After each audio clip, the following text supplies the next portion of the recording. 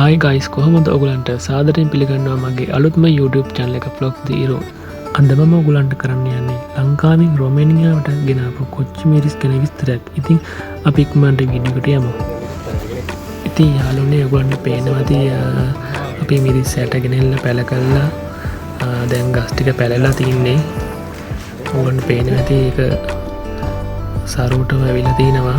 ඉතින් අපි මේ යාළුවෝ කට්ටිය එකතුලා සාත්තු කරනවා.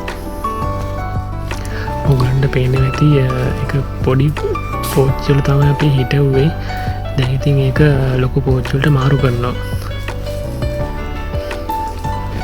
මොකද මේ රොමේනියාවේ මිරිස් සැර නැහැ. ඉතින් අපි කල්පනා කළා මිරිස් ඇට ටිකක් ගෙනල්ලා කටට රහට සැරට කන්න පුළුවන් ඉඳ පිස් පෙළ ටික අපි වවා ගන්නවා.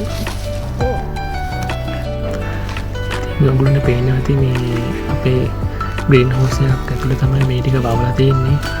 ඉතින් අපිට අද පැයකට කලින් වගේ මේ ඔෆ් වෙන්න පුළුවන් වුණා. ඉතින් ඒකයි අපි අපේ මිරිස් පැල ටික හදාගන්න මිරිස් පැල ටික හදන්නේ යාළුවනේ. ඉතින් මේ මල් ග්‍රීන් හවුස් එකක් ඇතුළේ ඉතින් අපි ඇට ටික හිටවත් දෙනවා.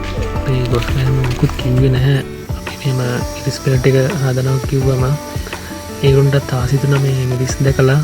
නමුත් ඒගොල්ලන් සැර කන්න නැති හින්දා මිරිස් කන්නේ නැහැ ඒගොල්ලන්.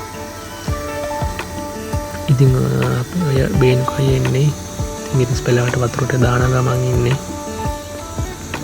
මගේ YouTube channel එක vlogs zero. ඉතින් ඔයගොල්ලන් subscribe කරලා නැත්නම් දැන්ම subscribe කරලා මට support දෙන්න. නැවතත් අලුත්ම වීඩියෝ එකක් සමගින් අපි හමුවෙමු. එතකන් ඔයගොල්ලන්ට සුබ දවසක්.